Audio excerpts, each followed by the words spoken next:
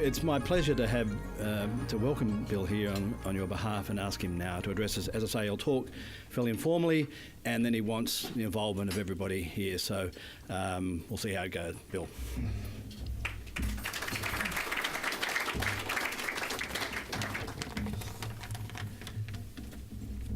Well, thanks very much, Greg. Can I take this opportunity to acknowledge the contribution of the Centre for Independent Studies over the years to sound thinking about all sorts of issues. At one stage I was an education spokesman in opposition, and I know I drew significantly on the CIS material. Now, I haven't felt quite so welcome in Australia for a long time. I got off the plane this morning and they're having a practice run for G20, the real ones later on. And it felt like arriving in Japan, where they have a person, when you go officially representing government, they have a person about every 3 metres with their hand out waving which way to go. And there must have been a good 10 or so Aussies. So I explained to them that leaders have much bigger egos and they'll be much more difficult to manage than humble finance ministers. Look, there's been a bit of discussion, including in the Australian media, about comparative performance between New Zealand and Australia. There is a period now where some of our numbers are looking better, and we certainly want to work hard at maintaining that if we possibly can. But the underlying truth hasn't changed, summed up by in a discussion I had just out here before, where one of Greg's staff told me that the CIS staff members would probably be one of the few Australian workers who would shift to New Zealand and not have to take a pay cut. So, but everyone else in Australia is still somewhere around 20 to 25% better paid than they are in New Zealand. And closing that gap up is going to take a lot longer than the current, I suspect, transitory interest of the Australian media in what goes on in New Zealand. What I thought I'd do is just go through a few of the things we're focusing on, not in the sense that they're that relevant here.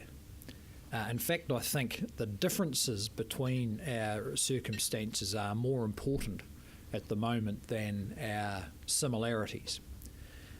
And just a couple of those differences. One is that we've had a recession, and as it happened, it was neatly timed before and after the global financial crisis. New Zealand went into recession before the global financial crisis. No one really took it seriously, and then they started reading headlines in the newspaper that the whole world was falling apart, and then they did take it seriously. So we've had a catalytic event which got the attention of the public, about which there was uniform opinion that the country needed to respond to it. You don't have that here. I know announcing the closure of Ford and Holden is, has a big impact on the national psyche, but it's not quite the same as the global financial crisis. So that's one of the critical differences. The other has been that we've had just actually more political stability than you've had here. So the election of the government of which I'm part coincided very neatly with the global financial crisis. In fact, we announced our tax cut package the day before Lehman's fell over. And if you can think of worse timing, please show me the example, because then we couldn't change it. We did end up changing some of it. So we've had, through the period of the last 5 or 6 years, one government pretty stable, and one relatively uncomplicated election, but the next one will be harder. So just to talk a bit about what we're doing. We're moving now from managing recession to managing growth, because we see ahead of ourselves 3 or 4 years probably of around 3% growth, maybe a bit less. That's driven by 2 or 3 factors which have a cyclical element to them. Certainly the rebuild of Canterbury, relatively good export prices, just by way of comparison, your terms of trade went up about 150 to 200%, as went up 50%. So we didn't get quite the boost that Australia has, but we suspect it might be a bit longer lasting because we're tied into the Asia-Pacific consumer cycle, whereas you're tied into the investment cycle, which I suspect is going to be a bit more volatile. And another driver of it is, the export prices have been pretty good. The catch-up in housing supply, which is, we suffer, as you do, from complete lack of economic literacy in our planning establishment. They have no idea what impact their decisions make, decisions about land supply, urban design, all these fashionable views they have about what makes a livable city, which bear no relationship to market preferences or economics of the real world. And that has made your housing market and ours among the most expensive in the world, unnecessarily so. I know politically here it's fantastic to be able to talk about rising house prices, but both of us have got far too much of our national wealth and effort focused on an overpriced asset class, and if we fix the supply side, those prices will adjust as they should. And given that we're both egalitarian countries, that is inevitably going to happen because too many people are shut out of the home ownership market. We need to make sure in managing growth that we avoid the problems of our last cycle, which were somewhat similar to here, and that is growth based on unsustainable growth in household debt, as went up too high and still remains high by international standards. We also need to avoid the temptation for everyone to go on a spending party just because we're getting back to surplus and the economy's fizzing a little bit. That's what happened in the 2000s, and it was in the 5 years up to 2008, government spending grew by 50%. So you could that fed the housing market, fed the debt appetite, and in a way we were lucky to have the GFC to come and bring such a decisive end to that phase. At the same time, though, we will take a longer term point of view, 3 to 5 years, because a number of those factors driving growth are going to diminish, and we will continue and intensify what's been a consistent push on microeconomic reform.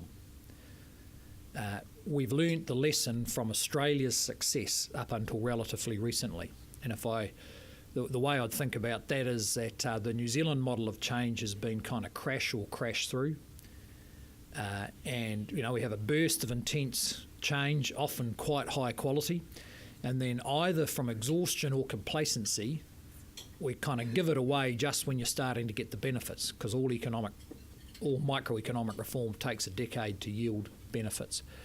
And we've had a couple of goes of that just in my political career.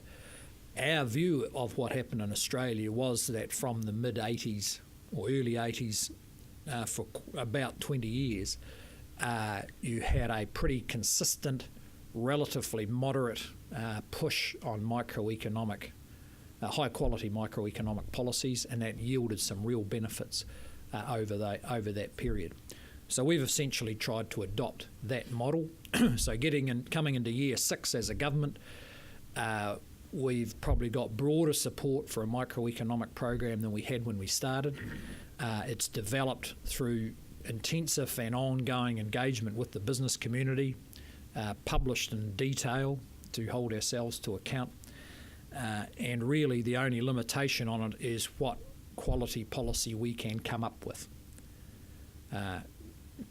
Because these days microeconomics is reasonably hard. Just by way of one example, we're in a small economy where it's quite difficult to find a trade-off between economies of scale and maintaining competition.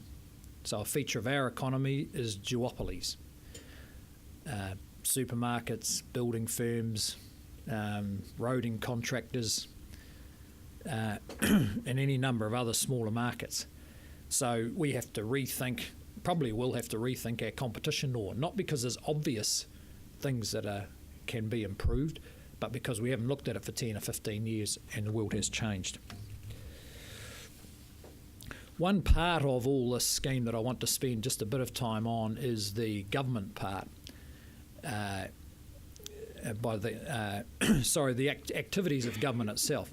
Too often, in our experience, at least in New Zealand, centre-right governments underestimate one of the biggest contributions a government can make to productivity, and that is to make its own activities productive.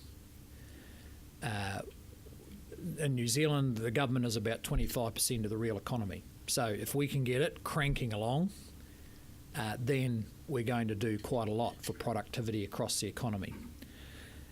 And that means for a centre-right government, we've probably done a bit more than most to really try and understand the machinery of government. Rather than traditionally the National Party would have regarded itself as a kind of slightly hostile steward of it for a while until it starts chewing you up, which has been the fate of the governments I've been part of. So this time we've learnt the lesson and we're doing it a bit differently. We've done reasonably well over the last 4 or 5 years. Should have a surplus next year, wafer thin, but nevertheless a surplus, and growing beyond that. Net debt will peak at about 26% of GDP, and by 2025 should be back under 10. And our government spend as a percentage of GDP, bearing in mind where all of the government spend, which peaked at about 35% 4 years ago, is about 31, I think, now, and headed on a consistent downward track if we can hold the policy settings. And we should be able to get it down to 26, 27%, I would think, without a lot more effort than has already going into it. What we've learned out of our experience is that the key to smaller government is better government. Again, that's a different view than what we've had before. In the past, we've thought the key to smaller government is less government. That's not politically sustainable in our kind of societies. They just don't believe in you trashing parts of government, stopping doing things, slicing big pieces off. But you can achieve, and I think we have to some extent, an alignment of what's seen as good for the community, what is effective government, and what yields you fiscal results. So I can stand up in any part of my constituency now and tell them what's good for the community is good for the government's books. And what I mean by that is if kids learn while they're at school, we don't have to spend hundreds of millions, billions redoing it again when they're 18 in the welfare system. If we do something with them while they're in prison, they don't come back 3 months later reoffending back into their $90,000 a year room on the taxpayer's hospitality. So doing it once and doing it right is actually the cheapest option. So we've spent a lot of time understanding not just the cost drivers in government, but the value drivers. And by that I mean the operating model that we're using to achieve what we think the public service is there to achieve. And it's amazing how little public agencies think about that. They think about being. It's their top priority, is to be. And down the list somewhere is to do. The first one's being, the next one's feeding, and then the third one's doing. And we're trying to flip that round, right? Let's see what you're doing. And the simplest, and there's no rocket science in this, the simplest, best thing we've done is publish 10 results that the government sees matters, 10 measures of results. And I just published a 6-monthly update of them yesterday. And they've been in place for about 18 months. And it has created quite a shift in the culture, where instead of them worrying about trying to fight the Treasury, because we have a more devolved system than your state governments, the Treasury doesn't control all the cash, the departments do. Instead of trying to fight the system, they know, the chief executive knows that in 3 months' time there's going to be a number out there in the public that's going to tell us whether more kids are getting over their year, I think it's your year 11 equivalent achievement benchmark, or whether there's, in that whole complex that works around vulnerable families, whether there's less children victims of violence. Now, some of these results are really quite challenging, but they are creating a very challenging internal discussion because they realise they're not actually organised to serve customers. And actually, a number of our agencies are starting to realise quietly they don't have no respect for the customers, actually.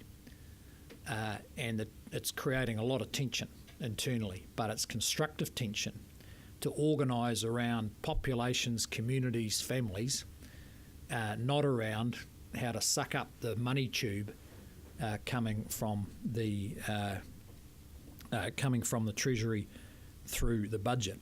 And I'll just give you one example, because there are many, but one that's been reasonably successful and actually involves external Australian advice, Taylor Fry, who are a bunch of actuaries. With our welfare system, we've just taken an insurance model and applied it to our pay-as-you-go welfare system. So we calculate a forward liability for our current stock of 310,000 people, 1 in every 11 adult New Zealanders, who are on non-superannuation benefits. So it's not the over 65s, it's everybody else. And you'd think that sounds a bit eggheadish, but it's actually bringing about a reasonably quick revolution in our welfare system, because instead of the welfare machine feeding off the misery, it's worked out that to get the forward liability down, it needs to solve some of that misery, actually reduce it. And it's turned out they spend all their money in the wrong place. The unemployed are only a fraction of your forward liability because they find jobs. It's all the other people who make up, in our case, the 75 billion. So it's forcing them into activities that the private sector customer organisations would recognise, segmenting their market, understanding who are these people into whose bank account they put cash every week, what are the characteristics, what is their amenability to change, and what is as driven by their future cost. And so now we have a tight performance model that enables us to say, if you're a 17-year-old with a child, the NPV for you is about 300,000. Your average length of stay will be 20 years. If you get an educational qualification, that'll drop back to 5. So let's spend another $2,000 while you're 17, making sure that your electricity bill's paid, and you actually enrol your child in the early childhood, which is already available, and you go back to school and actually get level 2 in our system, because that's the entry level for most other skills training. One of the frightening aspects of all this calculation is the incredibly high cost of letting any young person into the welfare system. So of our 70 billion forward liability, 50 billion of it is related to people who entered the welfare system under the age of 18, or 18 or under. So we're out hunting them down. And I'll tell you, it has transformed the bureaucracy. Everyone knows this stuff, but they don't act on it because they've got no reason to really care about it, right? Well, so we're just trying to create performance arrangements that mean they actually care about it, that they actually get in their van and drive down the street because they heard that there's a kid down there who's not at school. Now, who are they? Why are they there? Where should they be? And why don't we put armed guards on the doors of the welfare office to stop the little buggers coming in? Because actually that would be the cheapest possible intervention we could think of. So there's no rocket science about the policy analysis. You can read about this stuff, and in fact policy analysis, in my view, has become a commodity. The OECD puts out these very nice summaries of world best practice. You can read them on the flight between Wellington and Sydney, and you kind of know what everyone in the developed world knows. The trick is getting the performance framework around it, the analysis that can drive that framework, and therefore the fiscal payoffs. And we're starting to get quite big fiscal payoffs already in our welfare system, where our forward estimates of the welfare costs are dropping by about $500 million a year. So we're pretty confident as we get into surplus that we're not going to get caught by some upsurge of deferred cost pressure, because we spent time on the fundamental drivers of, in this case, the welfare bill, which is actually about poor government agency performance. Because the other thing we've learned out of this is that we expect people out there who have very low incomes, get beaten up regularly, have to keep moving because they can't, or do keep moving because they can't pay their bills, lead very chaotic lives. And we're saying to them, you've got to change your life. And actually it's surprising how many of them do. But you ask one person in a suit to talk to the other person in a suit in a different building, both of whom are paid $100,000, and they can't change. So we run a reasonably strong message with parts of the civil service. This is about changing us, not them. You know, if they're depressed, it's our job to diagnose it and write them out a prescription, because that might save us 10 years of welfare. They actually don't know how to do that. We do, but we don't do it because we can't be bothered having welfare and health talk to each other about how to make sure that happens for every one of a relatively small group of people. You're talking about segments here of 2,000, 3,000 people. Well, that's less than the number of kids in a big high school. And we keep a pretty close eye on them. So you can see where this is going. It's about focusing on results, understanding your long-term cost and value drivers, and changing government behaviour, and I have to say including ministers' behaviour, and that can be pretty difficult. It gets harder the further you get up the tree. Well, they all like their fiefdoms, right? But people aren't organised in our fiefdoms. You don't go out there and people say, "Yep, I'm from the I'm with the Ministry of Health." Well, no, I'm not. I'm living this street in this suburb of Sydney, and this is my life, and you should actually try and fit in with it. And we're doing equivalent type things across defence, justice, education, to get much clearer about the strategy and map the resources to the operating model and hold ourselves very publicly to account. Politicians don't like it. We only just got our cabinet across the line on publishing these results, because in the public services we'd all like to fudge a bit what we're trying to achieve. I mean, the best performance measure for a government and a public service is care.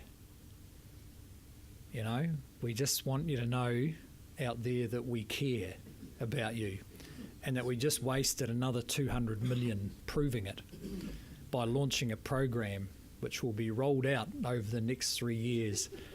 And by the time we're halfway through, everyone will have forgotten what the hell it was, and it might work, who knows, who cares? Because next year we've got to show you that we care, because it's election year. And we're going to hose another few hundred million down the drain. And I think we have shifted our culture now to whether I don't care if you care. What I care is whether you bloody did something. Because people out there care about whether the kid next door is getting beaten up because the justice system couldn't enforce a domestic protection order, and the cops all have their peak manning as ours did in South Auckland, our biggest crime area, Wednesday morning. That's when the cops used to have the most people on the job. Now, big radical shift in focus, Saturday night. And guess what? Our crime rate is something like 25% lower than 3 or 4 years ago, right across New Zealand. 25% less young people going through the youth court in 3 years, just because they thought, oh, let's go to where the young people are who cause trouble and talk to them instead of sitting in our office bidding for more money to deal with youth crime, which they didn't actually see much of because they weren't out there. So that's why we got a bit of confidence about our fiscal framework moving ahead. And that proceeds, as I said earlier, alongside a microeconomic framework, which we've got confidence in. But, in New Zealand, productivity is hard won. There's a thing which we call the New Zealand productivity paradox. If you look at any international rating of our institutions, it's very good. But we don't get near the productivity payoff for it that others get. And an element of that, at least, is just distance and being a long way away and being small and having a lack of competitive pressures. So we've got to overcome that disadvantage with even higher quality policy. And fortunately, we've got the Australian benchmark there, 20% ahead of us, and we're going to keep damn well going till we get there. Thanks.